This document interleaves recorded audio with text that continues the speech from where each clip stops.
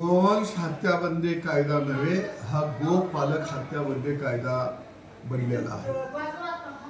आज शेतकऱ्यांच्या समोर भाकड गाय, मस्टाईड झालेल्या गाय, कमी दूध देणाऱ्या जर्सी गाय, या जर्सी गायींचं होस्टन गायीचं नेमकं करायचं काय हा प्रश्न पडलेला आहे। दोन गायी जर दुधाळ असल्या आणि त्याच्यामध्ये एक गाय जर भाकड निघाली तर ती शेतकऱ्याला सांभाळणं परवडत नाही।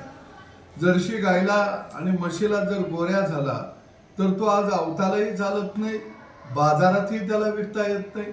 आणि म्हणून एका बाजूला शेतकरी कर्ज काढून दुधाचा धंदा उभा करत आहे आणि त्याच्यावरती अनुत्पादक जनावर एक दोन जर भार म्हणून पडलं तर तो धंदा निश्चितपणाने त्याचा तोट्याचा होत आहे।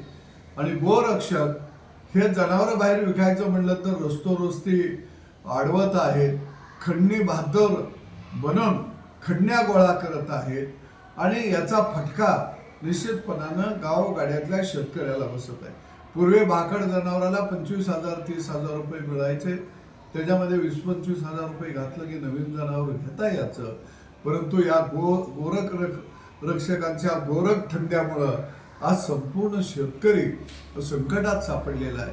गोरक्षक हे नाही, हे गोभक्षक सगळे झालेले आहेत। आणि म्हणून आता शेतकऱ्याला पर्यायाने लढा देण्याशिवाय आम्ही नांगराचा फाळ हातामध्ये घेऊन या गोरक्षकांचा आता बंदोबस्त करणार आहोत, कारण ही लढाई शेतकऱ्याच्या अस्तित्वाची आहे, शेतकऱ्याच्या घामाची आहे।